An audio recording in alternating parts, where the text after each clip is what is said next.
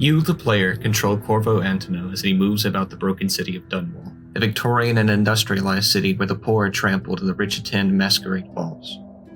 Masked and wanted by an insurrectionist political party, you explore the wailing city as rats infest and spread plague to its citizens.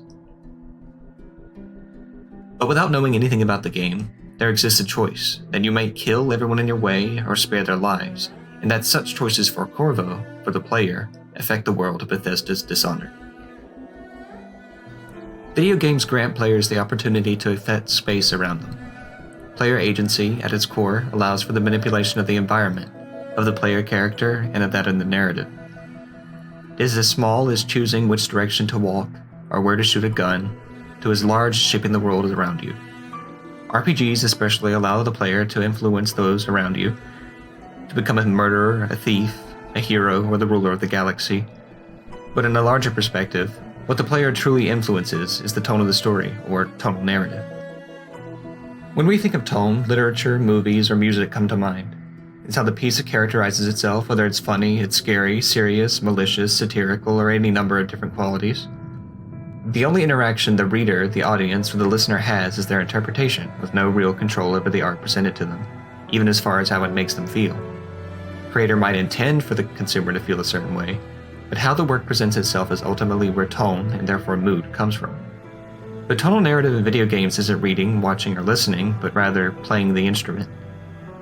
Players assert themselves over the tone of video games, and their agency is how tone is manipulated and comes about.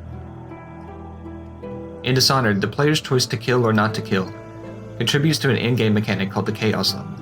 Killing heightens chaos, whereas evasion and the game's plethora of non-lethal weapons keeps the rating low. Chaos affects the number of guards, of rat swarms, of weepers, those afflicted with the rat plague, the demeanor and relationships of characters, the setting, and its ending. While the same story, Dishonored offers the chance to become considerably darker. As Amy Green points out in her analysis of Dishonored, the game graphically illustrates this idea of suffering and inequality through the appearance of those infected by the plague. The infected eventually drip blood from their eyes and are beleaguered by insects. These weepers, as they are called, will attack Corvo on sight. These aspects affect the tonal narrative, making at least two player-throughs significantly different.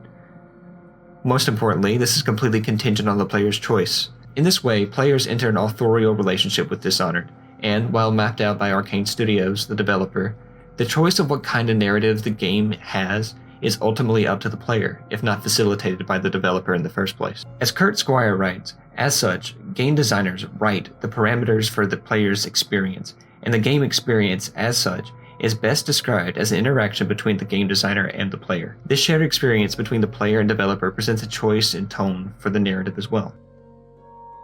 Another such example is that of the Stanley Parable. Much more complex in its approach to agency, the Stanley Parable does not present a clear linear story for the player to follow as Dishonored does. As with all video games, the narrative of the game is based on the player's choice within the confines mapped out by its developers. However, the Stanley Parable emphasizes the relationship between developer and player through a distinct awareness of the medium. That is, it presents the player with more options because that is the purpose of the game. On first playthrough of the game, the player might feel compelled to follow the instructions of the narrator because that's how it's framed, narration. Initially, he doesn't tell you to do anything. He tells you what you, the player, are going to do. As such, the Stanley Parable is initially a fairly straightforward and linear game, taking agency away from the player by guiding them through a series of interactions and environments to achieve the first ending of the game. However, upon reset, the player might find themselves inclined not to listen to the narrator, which they're given free rein to do. The game facilitates these decisions, and quickly the narrative structure of the game is broken, the narrator himself becoming less self-aware of Stanley's, the player's, disruptive actions, and the game is identified exactly as that, a video game. As Rebecca Rosebassel argues in her thesis, there does not exist a complete amount of control on the part of the player within the game experience, and there does not exist a complete amount of control on the part of the game designer, as the player can frustrate expectations of the designer's system. This physical manifestation of this opposition, through both the Stanley Parable itself and the medium of video games as a whole, highlights this frustration, moving us closer to understanding the rhetorical importance of player versus designer. When viewed as a collection of several different games, the Stanley Parable defies genre. It is a strict, linear narrative, a self-aware satire, a thriller, it's hilarious and tense, and it fills the player with an existential dread. It is all of these because the developers framed the game to comply with the choices of the player, up to 19 in the original game. Every route the player takes, the game changes in some way that's very unique. It's the kind of narrative with a significant player influence that shifts the tone constantly, all because the framework was designed specifically to do so. Kentucky Route Zero achieves something similar, but in a much more subtle way. KRZ has a tenuous relationship with player agency. It's an ebb and flow. Your control of the character is sometimes free, sometimes limited, and the decisions you make ultimately have very little impact on the narrative. Conway has to drink. He has to repay his debts. Junebug has to travel with you. Oftentimes, the choices the player makes aren't choices at all. As Alex Mitchell points out, in Well Played, a seriously weird special issue, there is no reason to give the player a choice between these options, other than to foreground the lack of agency and a meaningful choice on the part of the player. By making these choices available, the game defamiliarizes a very familiar convention, that of making a meaningful choice in a game. However, the decisions you are granted do affect the individual histories of characters, the directions of the conversations, the sections of the narrative otherwise unexplored, and therefore the tone and of what Mitchell calls poetic interaction. Kentucky Route Zero is unique, and that its displacement of the character is the displacement of the player, and the interactivity the player has with the game contributes to such themes.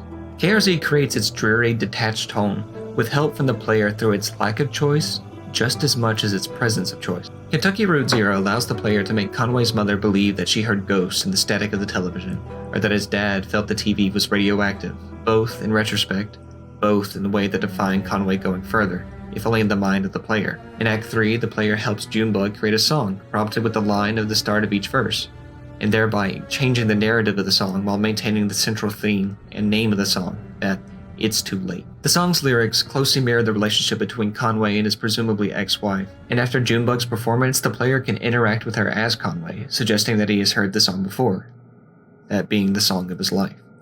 Think of it as playing along. You're not the master of the instrument, the game isn't going to allow you to play a symphony, but it is going to allow your input within its rules. You are ultimately in charge of what the tone of the game is going to take. As Kiri Miller says in her book, playing along reminds us of the collaborative nature of these practices that they build on and build up. Relationships among the game designers, players, choreographers, dancers, writers, composers, directors, performers, and audiences, as well as marketers, publishers, and other commercial mediators. Ultimately, video games are a collaborative effort between the player and the designer for authorship. You may not have written the song, but how you play the key is up to you, and this interaction is what makes the experience unique to every player. The tonal registers are yours to influence and play. The written song is yours to sing.